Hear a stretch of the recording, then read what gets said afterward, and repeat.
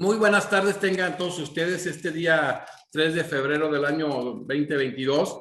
Es un gusto continuar con el Congreso Internacional de Derecho Ambiental en homenaje al doctor Néstor Caferata, y hoy continuamos con un jurista extraordinario con el cual me unen lazos afectivos muy importantes. Uno de mis muy queridos amigos, Enrique Müller.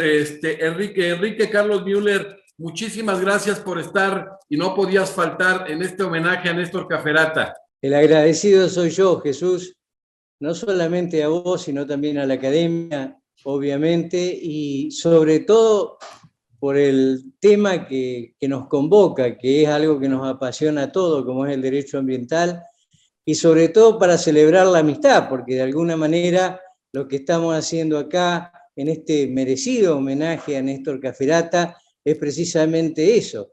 Yo creo que todos compartimos un sentimiento de amistad con él, todos tenemos el deseo de mejorar el tiempo jurídico que nos toca vivir con nuestro trabajo, pero aún con todo esa aportación que se hace constantemente, es bueno destacar a alguien que en su trabajo ejerce una suerte de plus, como aquí sucede con Néstor Caferata, sobre todo en todo lo que él ha aportado al derecho ambiental.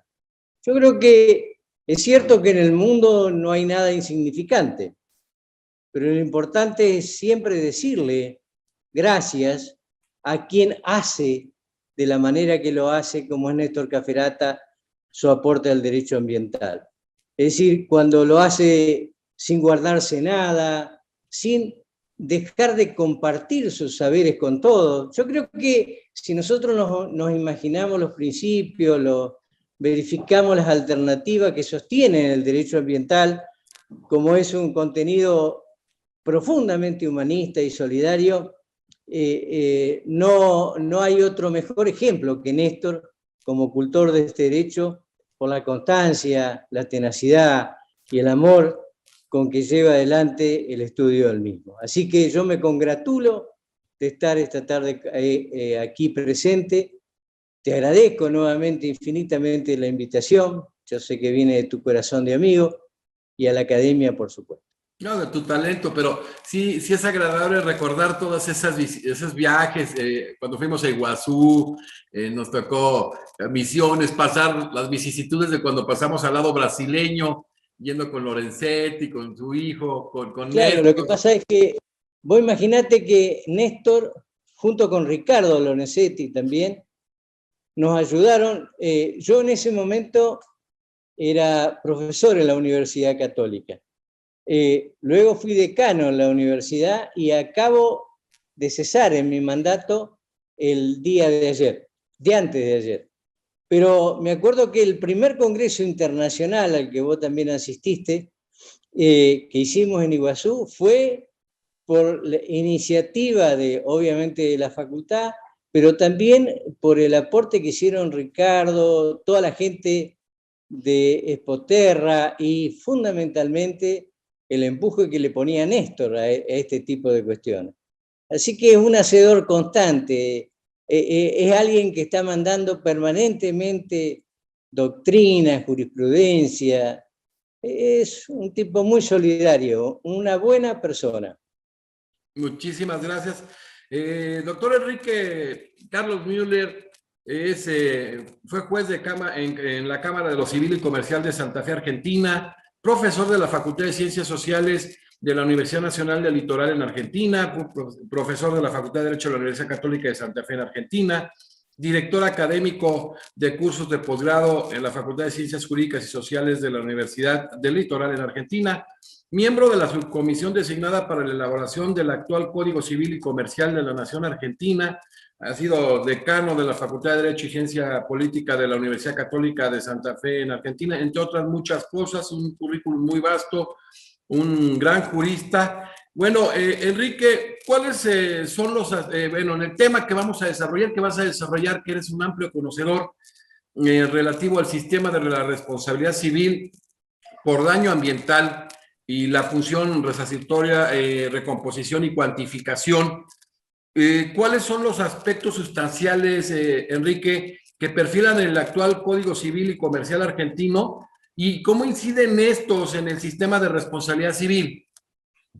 Bueno, con la modificación habida del Código Civil y Comercial de la Nación y la unificación producida, se ha dado una sistematización innovadora, porque se regulan diferentes derechos, lo que recae en la persona, en el patrimonio, los derechos individuales, individuales homogéneos, y los derechos de incidencia colectiva. En materia de responsabilidad se reconocen tres funciones. Por un lado la preventiva, por otro lado la punitiva y por otro lado la resarcitoria. La regulación comienza con dos normas fundamentales que están orientadas de alguna manera a determinar el razonamiento jurídico, porque el primero establece las funciones de la responsabilidad civil, mientras que el segundo alude a la prelación normativa. Tanto en el derecho vernáculo como en el derecho extranjero existen discusiones doctrinales acerca si la prevención o la punición integran la noción de responsabilidad. Nosotros tenemos normas que aplican a los tres supuestos, pues la ley resuelve esta controversia y habla de la prevención, habla de la reparación y habla también de la sanción pecuniaria disuasiva, que fue el término que se utilizó para no utilizar daños punitivos, por un lado, o las multas civiles del proyecto 98. Desde el punto de vista de la cantidad de casos, obviamente la labor doctrinal y jurisdiccional, la función resarcitoria es la prevalente. Ahora, también pensamos que no puede ser la única y excluyente función cuando el bien protegido es el patrimonio, en la medida que se trata de bienes que tienen, por un lado, un valor apreciable en dinero, pero también es posible que se trate de bienes intangibles, o lo que hace, ¿no es cierto?, a bienes como son los que pertenecen a la naturaleza. Es decir, yo creo que la necesidad de la diversidad se aprecia en la consideración de que la tutela en el patrimonio no es solo ya de la persona, sino que habla de los derechos de incidencia colectiva. En los derechos de incidencia colectiva, obviamente la prevención es lo prioritario y precede a la reparación, sobre todo cuando se trata de bienes que no se pueden recomponer fácilmente. Acá se observa la tragedia de los bienes comunes, ¿no?, ya que los incentivos para cuidarlo por lo general son mínimos, ¿sí?, y por eso en el ámbito se reconoce la facultad de aplicar multas civiles, daños punitivos o sanciones pecuniarias disuasivas. Entonces, yo creo que se trata de unificar en un complejo diversidad de funciones el aspecto de la responsabilidad civil. No hay una jerarquía legal porque todas concurren de alguna manera a buscar soluciones. Y se adoptó el sistema de la responsabilidad civil porque organiza precisamente este sistema en base a esas funciones. Yo creo que los presupuestos de la responsabilidad civil también en este campo son de alguna manera unificados con una, hablo de los presupuestos tradicionales, de la responsabilidad civil, como es la antijuricidad, como es la imputación, como refiere, ¿no es cierto?, a la relación de causalidad y al daño. Pero hay una particularidad muy especial en esta cuestión, porque hacemos hincapié, ¿no?, en lo que hace a la función preventiva de la responsabilidad civil. Y también, aun cuando podamos discutir aspectos de las funciones de la responsabilidad civil, como podrían ser los daños punitivos, yo creo que en esta especial temática, por el objetivo que se persigue, que es evitar la repetición de actitudes dañosas de la entidad que tienen, las que provocan la aplicación de la sanción pecuniaria disuasiva, es muy importante en el campo de la responsabilidad civil por daño ambiental. Y yo quiero acá hacer, para concluir esta primera etapa, señalarte que nosotros en la Argentina la primera vez que analizamos la responsabilidad por daño ecológico, así era en ese momento, fue en el año 1983, en el seno de las 9ª Jornadas Nacionales de Derecho Civil. Alguien dijo ahí, y yo siempre le cuento a mis alumnos, que no era un tema específico de las obligaciones, porque ustedes recuerden que las obligaciones ocupa la teoría general de las obligaciones y la responsabilidad civil. Entonces, en ese momento eran como cotos preestablecidos. Ningún daño podía estar fuera de la órbita de la teoría general de la responsabilidad civil. Y hubo un profesor de la Universidad de Buenos Aires que dijo que ese era un tema eminentemente interdisciplinario, porque abrevaba en el derecho constitucional, en el derecho provincial, en el derecho penal, administrativo, civil, comercial, laboral, de consumo, o sea, en todo el derecho. Casi lo matan, porque todos querían que sea dentro de la teoría general de la responsabilidad civil. A 10 años de eso, a 50 metros donde di clase muchos años de mi vida, en la universidad, en el Paraninfo, en la universidad, la reforma constitucional del 94 le dio la razón a este hombre, ¿no es cierto? Y hoy tenemos la posibilidad de ver que más que cómo nos expandimos, es cómo comprendemos y atraemos todos los derechos para analizar esta temática tan especial. Gracias. Enrique, después de esto que haces tú expuesto, ¿podemos sostener entonces que se han ampliado los objetivos de la responsabilidad civil? Y si esto así es, ¿cómo impacta ello en la implementación de esta temática especial? Yo creo que acá, es decir, esto ha sucedido porque los conflictos sobre los bienes ambientales ha comenzado a lo largo y a lo ancho del planeta, se constituyen hoy en el principal desafío que presenta la humanidad. O sea, los problemas de inundaciones, terremotos, tormentas, cambio de temperatura, extinción de las especies, niveles de deforestación, incendios, sequías, como la que estamos atravesando, tienen niveles alarmantes. Y todo ello impacta en las ciudades, impacta en los campos, en las vidas, en la salud de las personas y en el desarrollo de las naciones, a niveles de riesgo que nos afrontarán o que deberán afrontar las generaciones futuras y que tenemos que tratar de evitar por todos los medios. Yo creo que no nos separamos del diagnóstico principal que ha sido la reunión de Río+20 cuando exhortó a todo el dirigente a tomar conciencia en esta cuestión. El gran tema a discutir en este momento es, en el mundo actual, es el estado ambiental del derecho ambiental. Es decir, la integración del Estado del Derecho con la tutela. Hay numerosos principios del derecho ambiental en particular, de los derechos humanos, que tienen que ser aplicados al ambiente. A veces no ocurre. Y nosotros hablamos de un principio pro debitore, de un indubio pro consumatore, de un indubio pro reo, pero hay resistencia a aplicar un principio pro natura. Yo creo que en una visión de un Estado de Derecho abierto y de transparencia, ocultar las decisiones de derecho ambiental están limitando la participación de todos y negándose al futuro. Y el gran tema es la implementación. En este campo, el rol de los poderes judiciales es central, porque son los denominados jugadores no ortodoxos, es decir, aquellos que no dependen de elecciones, que no tienen incentivos para promover beneficios actuales, ocultando males futuros, y es por ello que pueden adoptar medidas de mediano y largo plazo, teniendo a la vista las generaciones futuras, o el tercer sujeto de derecho, como se dice, y la preservación de la naturaleza.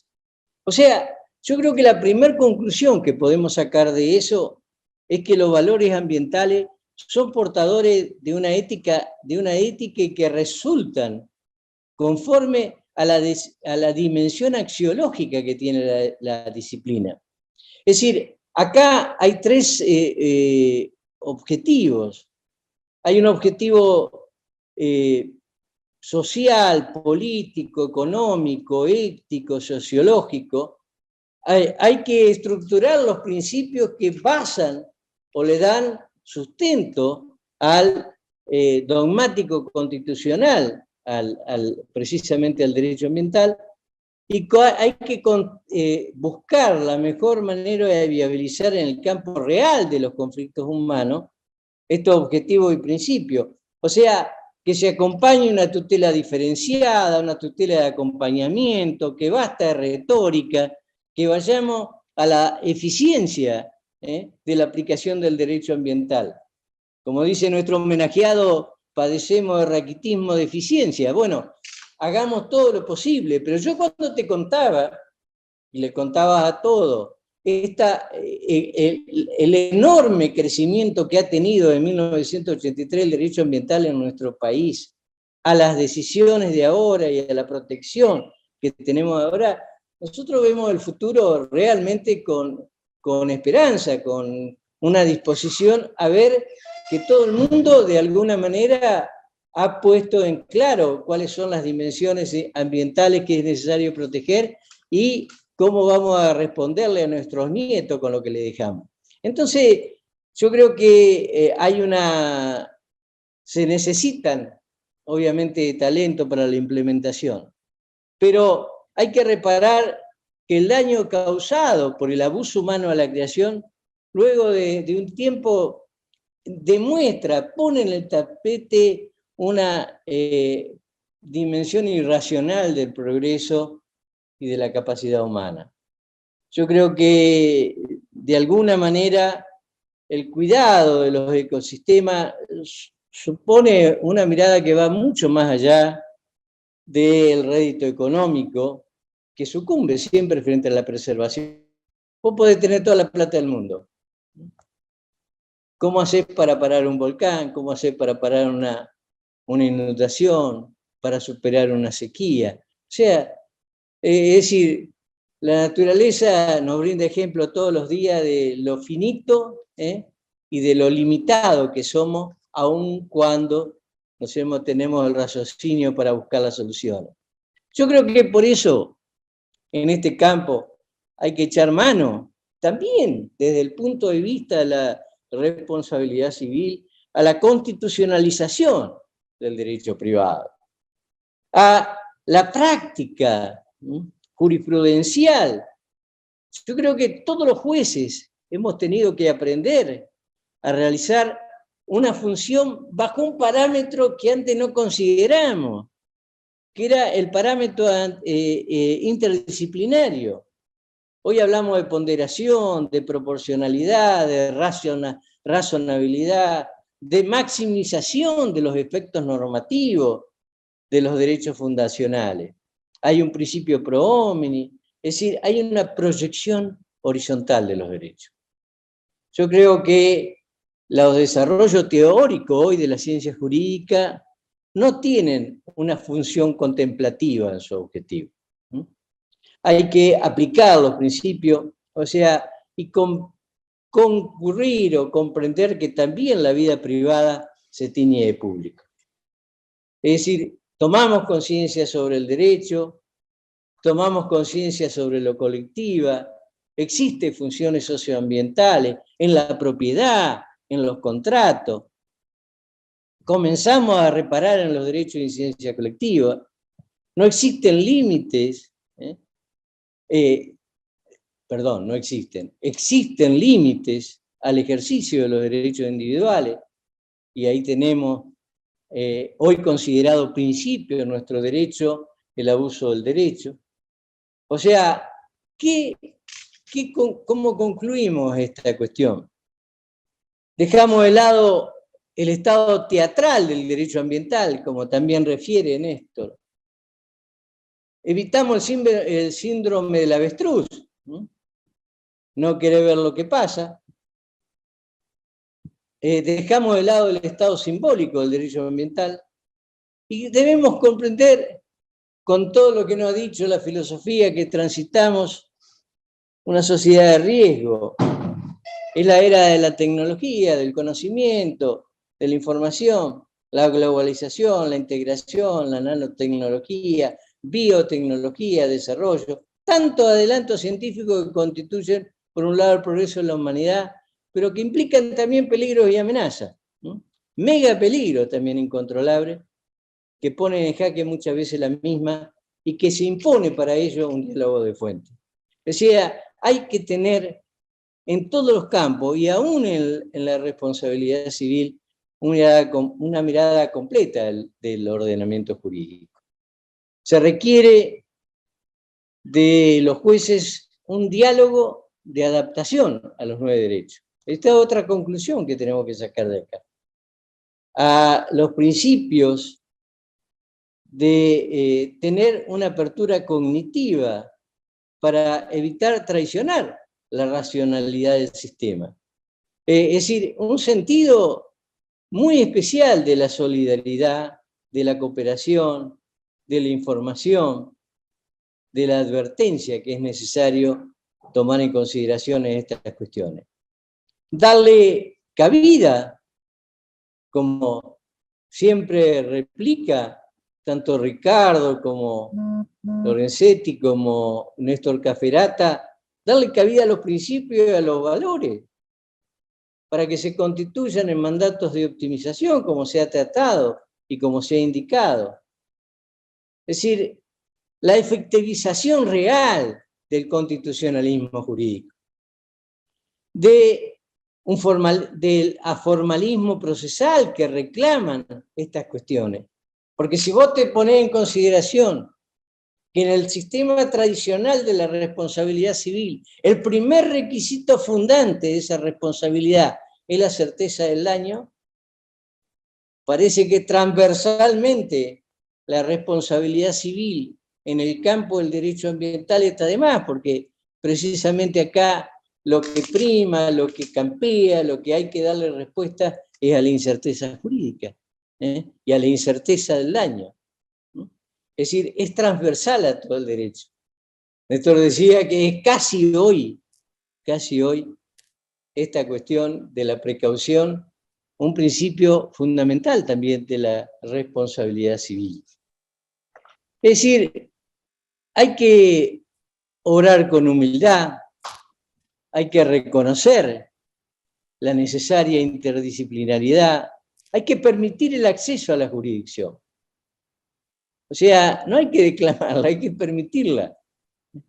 Hay que liberar los canales formales de rechazo que no surten a nadie en estos momentos, y mucho menos a los intereses generales. Son, en definitiva, cuestiones que hacen que debemos proteger los débiles. Es decir, es una responsabilidad que tiene un carácter, un paradigma protectorio a los excluidos, que es en el paradigma del acceso, en el paradigma colectivo, a los bienes colectivos. Hay que organizar también la sociedad, hay un principio consecuencialista en esta alternativa. Y hacer respetar los procedimientos, es decir, en un paradigma de Estado de Derecho. Yo creo que todo el mundo, y nosotros hemos tenido, gracias a Dios, de alguna manera, cómo se ha surtido por parte de otra ciencia, y la cenicienta de la ciencia, como era el derecho procesal, nos ha dado desde lo constitucional y de lo formal y no formal, instrumentos necesarios para llevar adelante esta tarea. Enrique, entonces, ¿cómo se instrumentan en consecuencia las nuevas funciones de la responsabilidad en este campo? Yo creo que aquí se amplían los objetivos del derecho de la responsabilidad civil. A la par que la fase resarcitoria o reparatoria, se hace hincapié y ponemos nuestro empeño también en todo lo que refiere a la función preventiva. La tutela inhibitoria, en este marco, yo creo que se posiciona como el eje central del sistema. Implica repensar las máximas fundantes que rigen la materia: no hay responsabilidad sin daño.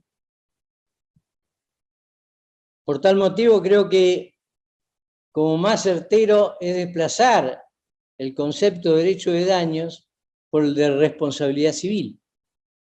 No obstante que puedan ser todavía utilizados como sinónimos. En la medida que se trata de bienes, como dice el doctor Lorenzetti, que no tienen un precio o un valor expresable en dinero, y es procedente una indemnización, y por eso el resarcimiento continúa como el mecanismo fundamental. Sin embargo, de alguna manera el sistema de la responsabilidad tutela también a la persona y los derechos de incidencia colectiva. Cuando se trata de la persona, hay resarcimiento, pero también hay prevención.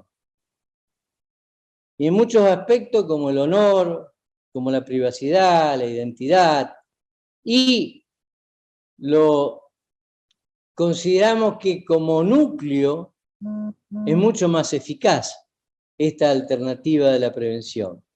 Y en los derechos de incidencia colectiva, yo creo que también la función preventiva es prioritaria y precede a la reparación, sobre todo cuando se trata de bienes que no son de fácil recomposición actualmente. Yo creo que a partir de eso, los juristas que trabajaron en la parte relativa a la responsabilidad civil en nuestro derecho, hicieron muy bien en hablar de las funciones, hicieron muy bien regular también los aspectos centrales que hacen a la acción preventiva. Yo creo que se consagra un deber de actuar para evitar a las personas, ¿no es cierto?, un daño no justificado. Es decir, es necesario la adopción de conductas positivas o de abstención conducentes para impedir la producción del daño o su agravamiento. Ello en la medida que la conducta observe dos parámetros fundamentales. Esos dos parámetros fundamentales son, por un lado, la buena fe y por otro lado, la razonabilidad. Fíjate vos que nuestro derecho, la buena fe, estaba en la regulación de Vélez después de la reforma del doctor Guillermo Borda, tratada en la interpretación de los contratos, que debían ser interpretados de buena fe. Hoy avanza mucho más y está colocada la buena fe como un principio, ¿sí? Y la razonabilidad como una búsqueda de toda la actividad. Porque si nosotros vamos a nuestro Código Civil, y es una estructura magnífica la que tiene y la que se ha logrado, porque comienza con un título preliminar dirigido a cómo aplicar la ley, cómo interpretarla y qué tienen que hacer los jueces al momento de su aplicación. Yo creo que la acción de prevención dentro de las funciones es el resultado de toda esta búsqueda de distintas cuestiones de análisis o de abordaje que puede tener el tema de la prevención. También es conocida la prevención como una tutela inhibitoria. Puede consistir en una medida cautelar o definitiva, tramitar un proceso autónomo o accesorio de otra pretensión. En el ámbito contractual también se le otorga al contratante un razonable, cuidadoso y que tiene que ser previsor en la facultad de suspender los cumplimientos de la obligación que asumen frente a la amenaza de un daño derivado de un menoscabo que sea significativo. Fíjate vos la utilización de la terminología que se da en este campo para cumplir o para sortear efectivamente el cumplimiento con solvencia. Y esto está regulado específicamente en nuestro derecho. El Código regula la función preventiva desde el punto de vista sustantivo. Y la acción refiere a que existe un acto o una omisión antijurídica que haga previsible la producción de un daño, su continuación o su agravamiento. Esto lo establece en el artículo 1710. Cuando hay amenaza debe ser prevenido. Esta acción da lugar a un proceso cuya finalidad es establecer o finalizar, obviamente, con una sentencia que establezca que ese evento no debe producirse. Es decir, evitar el daño en una suerte de proceso urgente. Durante este proceso pueden pedirse, y está admitido, medidas cautelares cuya finalidad es adelantar los tiempos del proceso. Yo creo que hay un gran aporte de la formalidad procesal en este campo y sobre todo en esta alternativa de la función preventiva, no solamente con el haz de cautelares nuevas que existe y los procesos urgentes. Yo creo que es un gran aporte que ha tenido el derecho formal.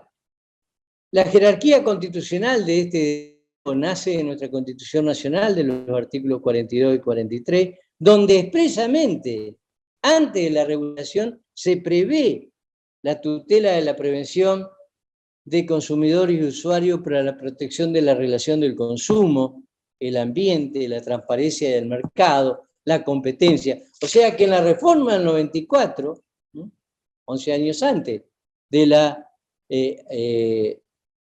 advenimiento del nuevo Código Civil, es decir, lo único que se hizo es poner en el tapete lo que señala la Constitución y trasladarlo. Porque si nosotros vamos a los fundamentos del derecho civil que exhibe quienes fueron la trilogía fundante del mismo, como fueron la doctora Hayton de Nolasco, doctor Ricardo Lorenzetti y Aida Kemelmacher, que veo que va a intervenir también en esta jornada, va a estar con nosotros, como siempre hace esta brillante jurista mendocina. Yo creo que de alguna manera también nos hablan de la constitucionalización del derecho privado como uno de los elementos o como uno de los fundamentos necesarios hoy del derecho civil. Yo creo que en esos fundamentos estos autores que yo nombro dicen que la prevención tiene un sentido profundamente humanista, pero a la vez económicamente eficiente. Porque la evitación de los daños no es valiosa solamente de una perspectiva ética, sino también de un punto de vista macroeconómico. Por ejemplo, cuando resultan daños personales de la circulación de los vehículos, los costos sociales aumentan por la mayor utilización de hospitales públicos y por la mayor actividad de los servicios de policía y de administración de justicia. Entonces, la prevención cumple un rol fundamental y anida en el deber general de diligencia, ¿no? Sobre todo ciudadano como contrapartida del derecho de seguridad, que también reconoce y de alguna manera explicita el artículo 42 cuando protege la vida y la salud de las personas. Yo creo que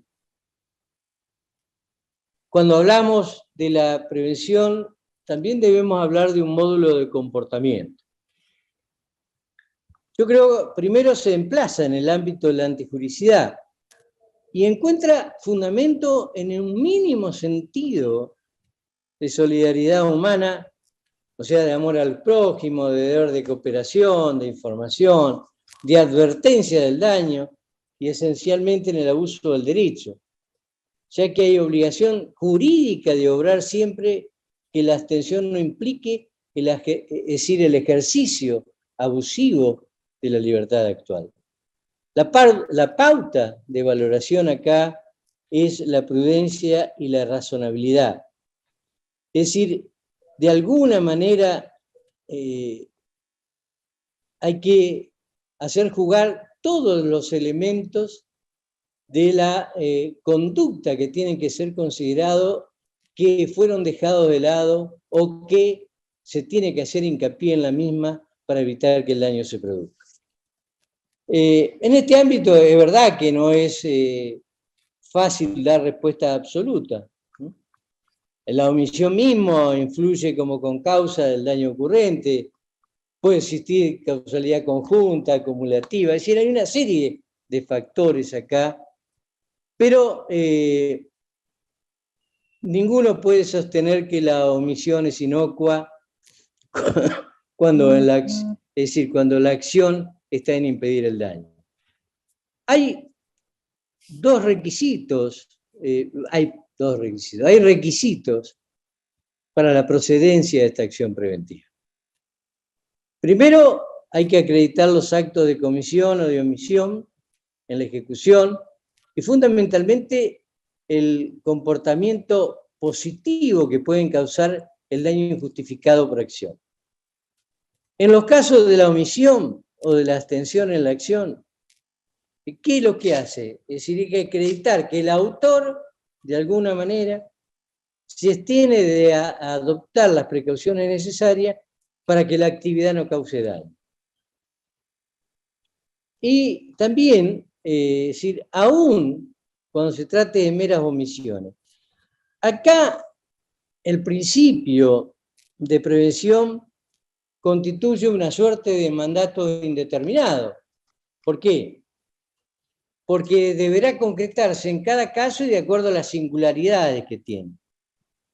La acción preventiva, por lo tanto, es una protección que podemos denominar de urgencia sustantiva, y no cautelar, cuyos presupuestos son el comportamiento lesivo, el daño injusto y una relación de causalidad adecuada.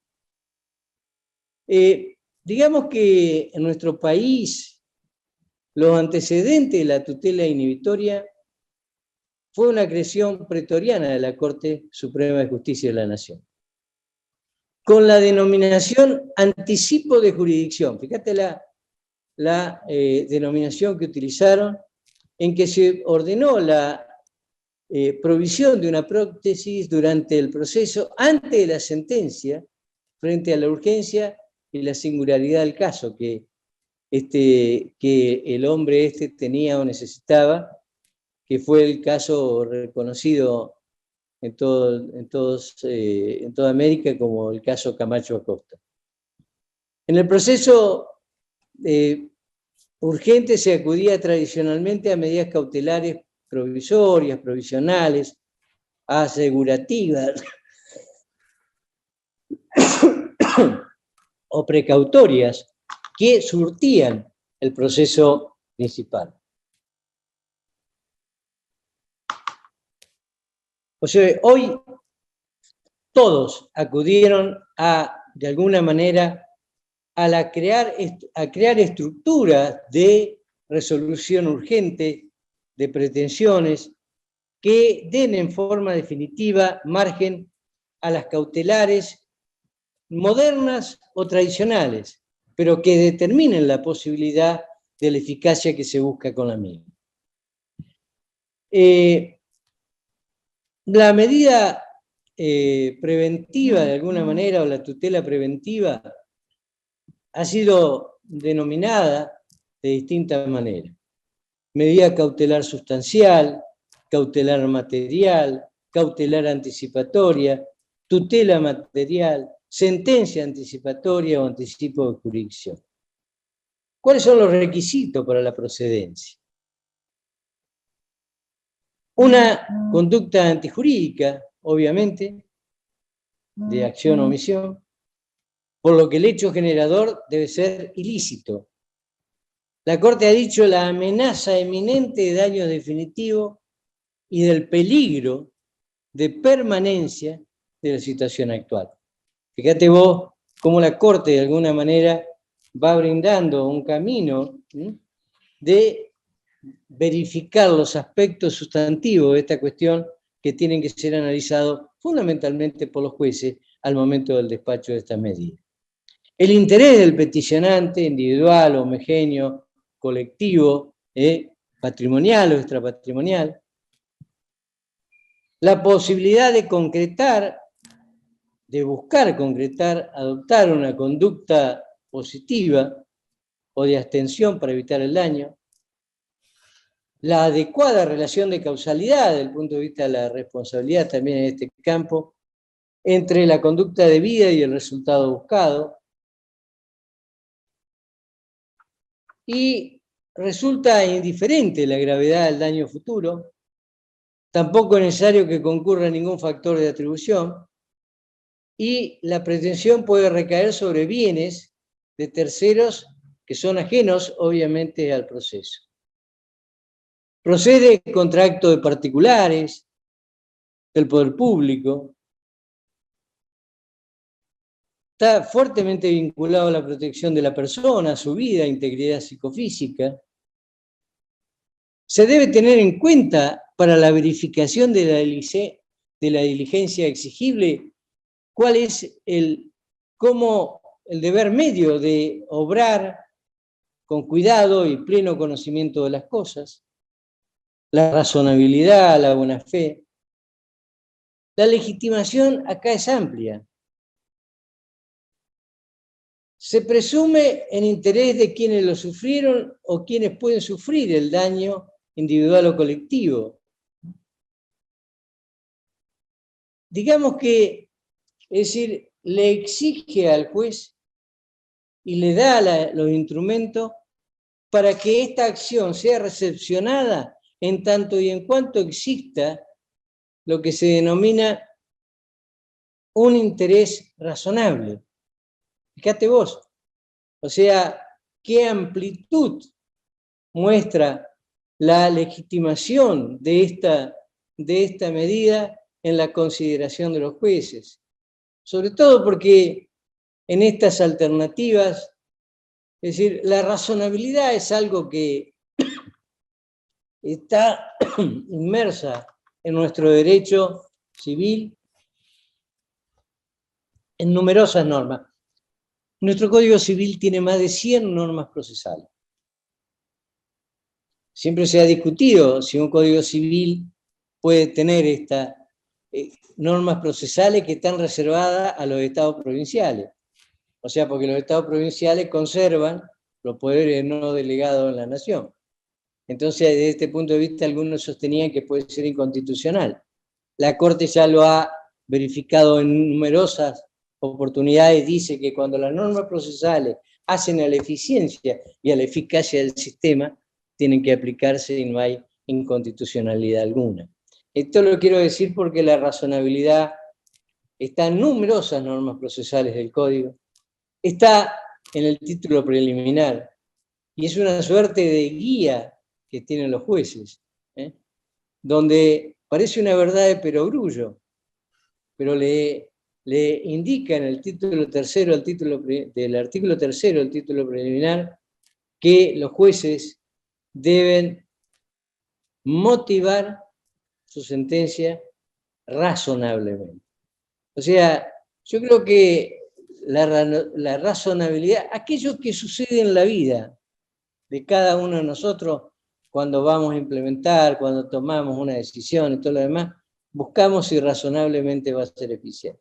Bueno, acá lo trasladamos al campo jurídico y esa razonabilidad hace a estas alternativas. Entonces, si se muestra razonable, no hay que limitar el acceso a la jurisdicción. Aquello que proclamaba uno de los más grandes procesalistas que tuvo nuestro país, desde que lo trató en la reunión mundial de los procesalistas en Utrecht, me acuerdo que asistía a una conferencia de él, el maestro Morelo, cuando decía que, es decir, cuando se buscaba la limitación de los amparos, porque todo el mundo iba a ese medio expeditivo y rápido, y él decía que antes que cerrar las puertas hay que abrirlas, y decía, bienvenida la inflación de amparo. O sea, no hay que escudarse nunca en la forma, como también lo ha dicho la Corte Suprema de Justicia, porque es una denegación de justicia esta alternativa. Y la sentencia en materia de la acción preventiva, que resulta puede ser a pedido de parte o de oficio, amplía los mandatos que tienen los jueces de hacer, de dar o no hacer. La norma dice que requiere la concurrencia de los requisitos determinados o referidos, pero a su vez que lo imperativo en la admisión procesal debe culminar con estos mandatos. Lo que no puede hacer es modificar la pretensión del juez, pero puede adecuarla a las circunstancias del caso. Fíjate vos, hay un artículo del Código que dice: el juez podrá disponer una medida precautoria distinta a la solicitada o limitarla, teniendo en cuenta la importancia del derecho a proteger.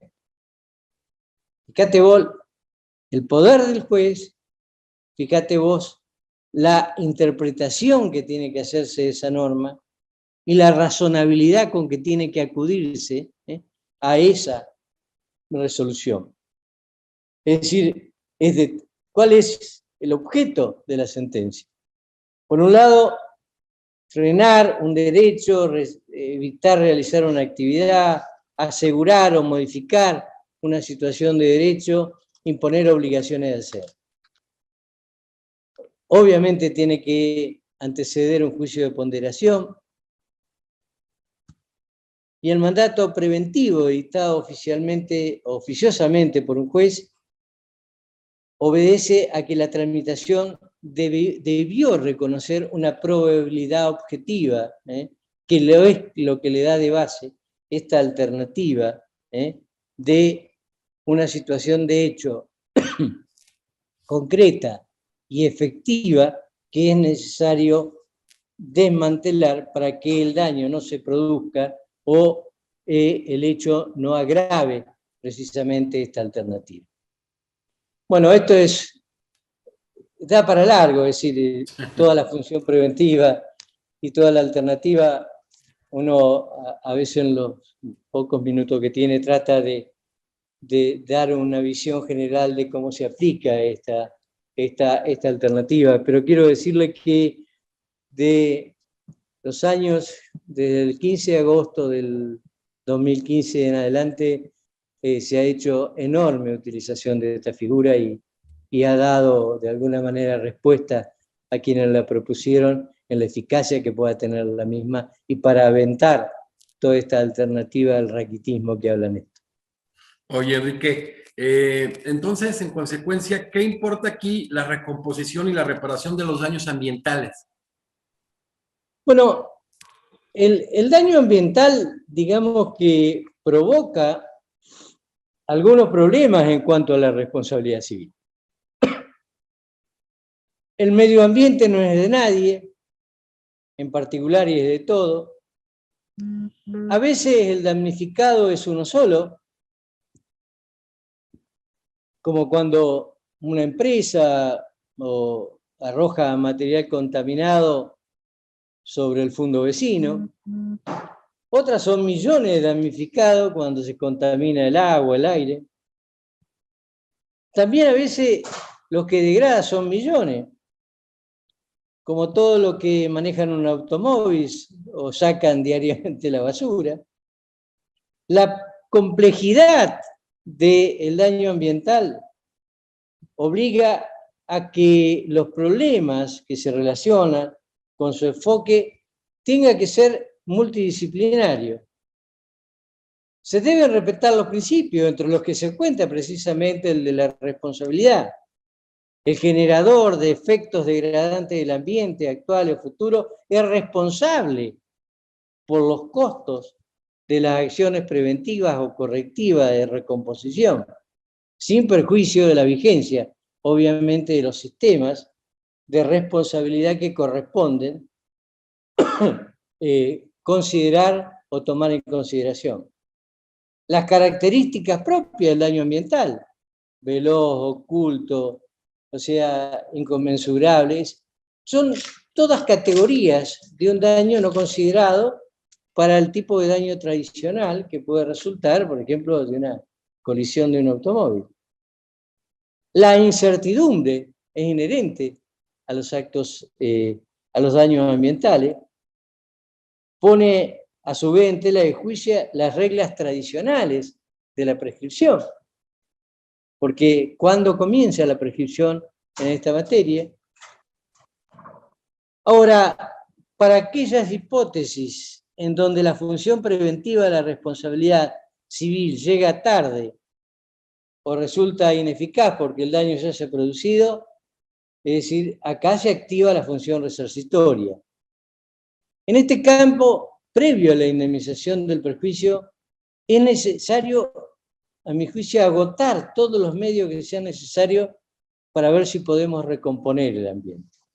Pero no solamente por un pedido, ¿no es cierto?, específico de la normativa civil, sino porque también la Constitución señala ese aspecto. Porque la Constitución en la reforma del 94 alude que es prioritario la obligación de recomponer. Acá juegan opciones también que se suelen otorgar por los ordenamientos jurídicos a los afectados para que seleccione entre la reparación en especie o la dineraria y se haya condicionado siempre a la prevalencia que pueda tener esa recomposición por sobre la indemnización. O sea, la primera conclusión que podemos sacar de esto es que siempre que resulte fácticamente posible, deberá exigirse al causante del daño la remediación del bien colectivo afectado. Pero acá, ordenando, de alguna manera, paralelamente indemnizar aquellos menoscabos individuales o de rebote probados en el caso. Fíjense ustedes que en el caso más emblemático de nuestro país, que es la contaminación del riachuelo, es decir, en los daños específicos por rebote, por ricaché, como dicen los franceses, que puedan sufrir las personas, van a ser considerados en la etapa de la ejecución de sentencia, donde cada uno deberá acreditar los mismos. Es decir, se invirtió la carga de la prueba acá, en este caso tan emblemático que seguramente ya lo trataron, lo conocen, con todas las distintas y ricas consecuencias que esto trae o ha traído para el derecho ambiental de la Corte de nuestro país. Esta posibilidad de remediación, porque lo que pretenden los ordenamientos jurídicos locales y también los convenios internacionales es conservar la cantidad de bienes ambientales para que puedan transmitirse a las generaciones futuras y no favorecer de alguna manera el pago por contaminar. Yo creo que siempre que sea posible y económicamente razonable, se estará por la preservación del ambiente.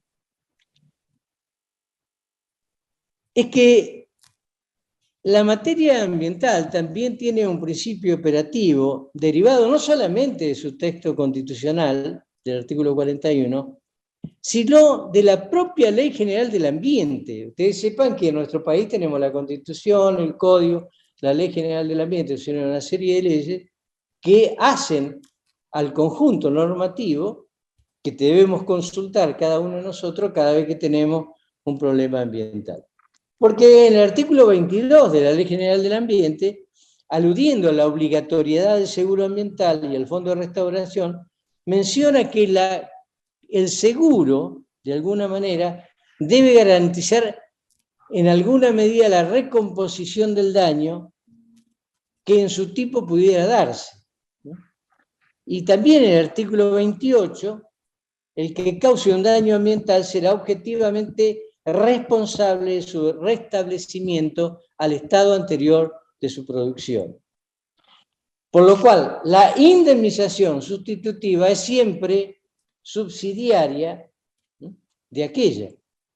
Se ha dicho que la obligación de sanear es la máxima de la justicia conmutativa porque borra la injusticia. Eso lo decía mi querido profesor de Derecho de las Obligaciones, Trío Represa. Es lo que científicamente, decía él, se denomina la remediación. También, como dice Michel Plié, es decir, tal premisa muchas veces resulta, de alguna manera, normalmente relativa a operatividad, en cuanto que las cuestiones tanto técnicas como económicas no siempre borran los efectos nocivos del que habla de o lo que se denomina la compensación por equivalente ecológico. Si es técnicamente posible, debemos hacerlo lo humanamente posible para que así se dé. O sea, el problema relevante que se encuentra en la función resarcitoria en este campo específico nos obliga a tomar en cuenta la pauta rectora de la cuantificación. ¿Nosotros qué tenemos? Pauta rectora de la cuantificación en el valor de la vida, de las lesiones, de los daños patrimoniales, de los extrapatrimoniales, es decir, en nuestro derecho. La real extensión del daño en su justa medida. Observar las pautas que hacen a la responsabilidad, o sea, el encuadramiento de los factores de atribución y su extensión. ¿Cuál sería la regla? No una indemnización simbólica, no un enriquecimiento injusto, no a la tarifación. Yo te quiero contar que en nuestro país la tarifación del daño ocasionó lo que se llamó en su momento el cisma de la familia civilística argentina.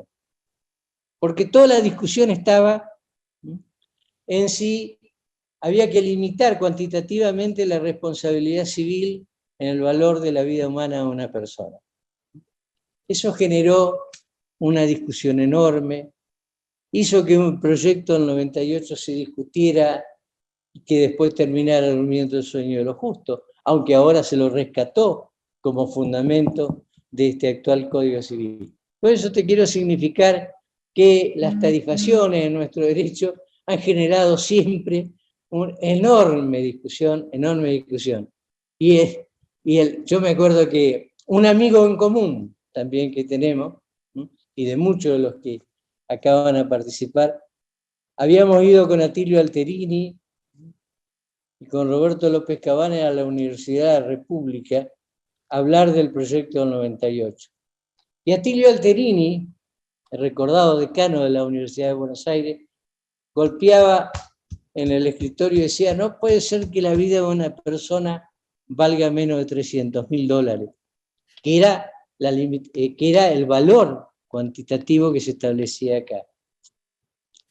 Se escuchó ahí en el Paraninfo, en la Universidad de la República. Oh. Yo después le pregunté a Arturo Caumont.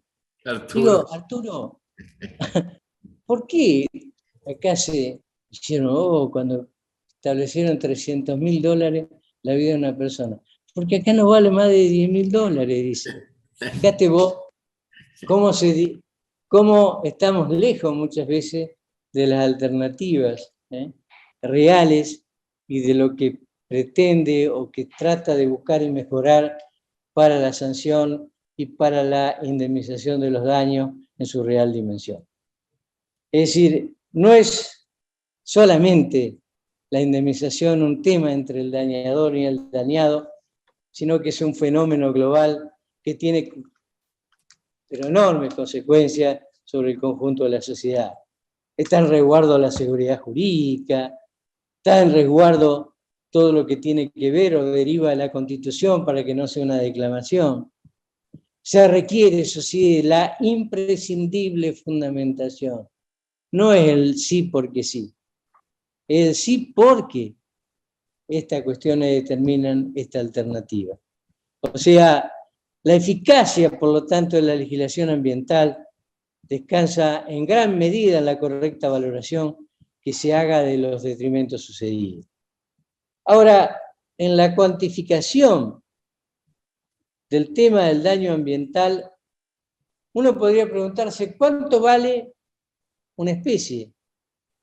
¿Qué valor tiene la afectación del paisaje por la construcción de un complejo habitacional?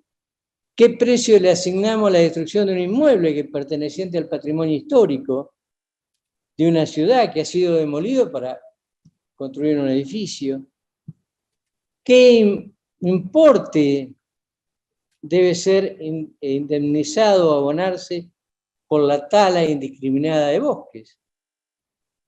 O sea, la cuantificación debe relacionarse no solo con el valor que se le asignan a estos bienes, sino también tener presente los cuidados de toda la región afectada. Deben comprenderse el monto de daños que se producen para las generaciones futuras. A diferencia de los bienes individuales, donde opera un indicador significativo de la cuantificación, como podría ser el precio que se le asigna en el mercado, no contamos los bienes colectivos con referencia equivalente. Porque por lo general es por la adquisición de bienes sustitutos. Se trata además de bienes no monetizables, que sin embargo deberán tasarse, apreciarse en términos económicos. Y acá una de las contribuciones más importantes la ha dado de alguna manera todo lo que tiene que ver con la economía ambiental. O sea, ¿qué recomendaría yo frente a esta alternativa? Un análisis a la luz de la regla de la sana crítica, entendida como lógica de persuasión, que lleve al juzgador a reflexionar sobre que su decisión sea atemporalmente convincente. O sea, que le reste margen de reprochabilidad. Hay que preocuparse en ese aspecto. No por la apelación futura, sino por el convencimiento presente. Sin todos los elementos para convencerte de esta alternativa. La apelación siempre la va a tener. Pero, es decir, si hablamos de una sociedad contemporánea y de una generación futura, tenemos que obrar de esta manera. Tomar como parámetros la magnitud de la irreparabilidad, la afectación de los recursos naturales, la implicancia directa o indirecta en la salud de la población y de los ecosistemas, el periodo de tiempo de desarrollo, mira todo lo que hay que considerar al momento de establecer una indemnización, el periodo de tiempo que lleva la actividad contaminante, las características del responsable, la rentabilidad que le puede generar a él seguir contaminando, los costos de producción que se externalizan, el carácter de vinculación económica y cultural de la sociedad con el recurso afectado. O sea, todos parámetros, las características del paisaje afectado, la previsibilidad técnico-jurídica de los efectos de la acción contaminante, el accionar doloso o culposo de la gente, la posibilidad tecnológica de evitar que el daño se produzca. El querido maestro, y yo te lo he contado, el querido maestro que nos dejó el año pasado, el doctor Mosé Iturraspe, me contaba en un amparo que tenía por la contaminación de una curtiembre, que fíjate vos cómo impacta en la gente también la pobreza, la vulnerabilidad. Él cuando iba a ver a sus clientes a ese pueblo, es decir, había otros de ese pueblo que lo esperaban con unos carteles que decían: nosotros preferimos contaminarnos que dejar de trabajar. Entonces, son todos aspectos que en nuestras comarcas tenemos que tomar en consideración. Ahora, en cuanto al valor de los bienes ambientales, ¿qué nos da la economía ambiental? Habla de un valor de uso directo, que es el aprovechamiento más rentable o común de los recursos, un valor de uso indirecto, que refiere a las funciones ambientales, a los beneficios que recibe la sociedad a través de los servicios ambientales. Hay también un valor de opción, que refiere al valor de los usos potenciales de los recursos biológicos para su utilización futura. Hay valores de no uso, que se asocian a un valor intrínseco del ambiente, que incluye el valor de la herencia, del legado, de la existencia.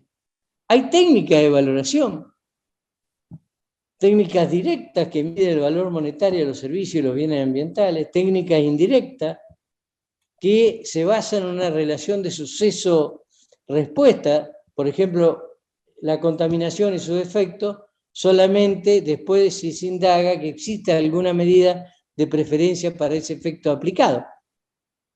¿Qué da valor al ambiente? Para los sostenedores de una postura egocéntrica, la naturaleza tiene un principio intrínseco y posee tanto derechos naturales como morales. Para los sostenedores de una postura antropocéntrica, sostiene que lo que confiere valor a las cosas, incluido el medio ambiente, es su relación con el ambiente. Y hay métodos indirectos, métodos de costes, que nos da la economía ambiental. Vincula a los bienes ambientales con otros bienes que poseen valor en el mercado. Método del costo de viaje se aplica a la valoración de las áreas naturales que cumplen una función de recreación. ¿Cuánto estaría yo dispuesto a pagar para ir a ese lugar? Fíjate vos que estuviste en Iguazú, en las cataratas del Iguazú, el patrimonio de la humanidad. Claro. ¿Qué pasaría si se produce una hecatombe por parte de alguna empresa que afectaría las cataratas? ¿Cómo haríamos?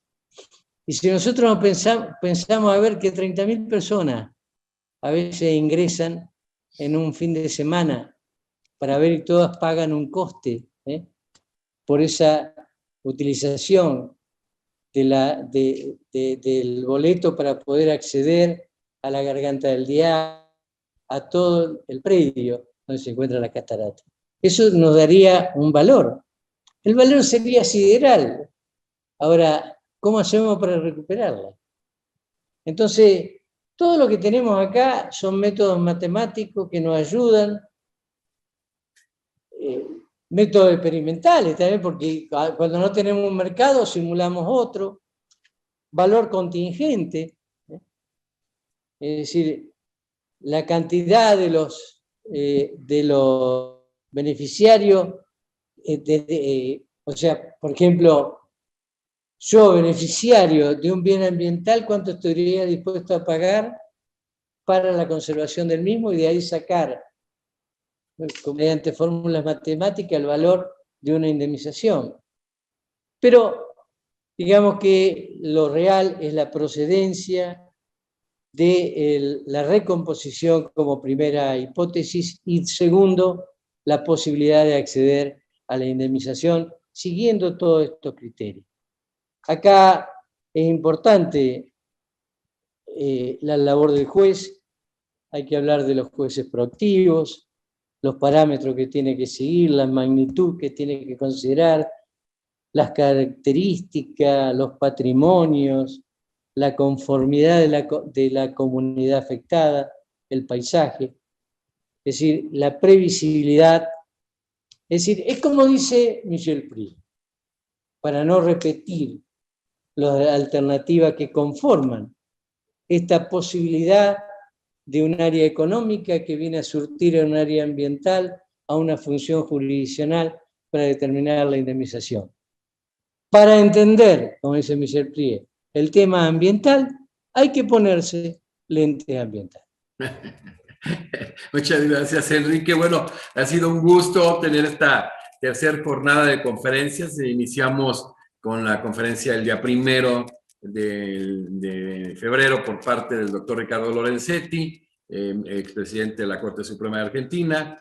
Continuamos el día 2, el día de ayer, con el homenajeado Néstor Caferata, ¿sí? que es el secretario de Procesos ambientales de la Corte Suprema, y hoy una extraordinaria disertación por parte del doctor Enrique Carlos Müller con relación al sistema de la responsabilidad civil por daño ambiental, la función resarcitoria, la composición y la cuantificación. Una conferencia extraordinaria. Me da mucho gusto que conferencistas de esta naturaleza estén hoy en día disertando en este congreso internacional importantísimo. Este año yo creo que es de lo mejor que hay a nivel internacional. Y bueno, tener un gran jurista, un gran ambientalista como lo es el doctor Enrique Carlos Müller, que aparte de ello es uno de los mejores amigos que me ha dado la vida. Muchísimas gracias, querido Enrique, por haber estado en esta tercera jornada. No, Jesús, el agradecido enormemente soy yo, darme la oportunidad de homenajear a un amigo de la Quilate, de Néstor, y participar conjuntamente con las personas que son, desde el punto de vista del derecho, la voz cantante en esta materia en toda América Latina. Es para mí un honor impensado y que debo agradecerte a tu gestión. Y obviamente a la Academia de Derecho. La Academia, claro, de la cual declaramos, eres miembro honorario desde hace buen tiempo. Eso. Pues bueno, despedimos hoy al doctor Enrique Carlos Müller, que precisamente fue juez de Cámara de lo Civil y Comercial de Santa Fe en Argentina y miembro de la subcomisión designada para la elaboración del actual Código Civil y Comercial de la Nación Argentina y miembro honorario de la Academia Mexicana de Derecho, Juan Velázquez. Muchísimas gracias. Despedimos esta tercera jornada de conferencias. Mañana continuamos con la doctora Claudia de Win, de República Dominicana, y seguiremos materialmente casi 2 meses con este serial de conferencias. Gracias a todos.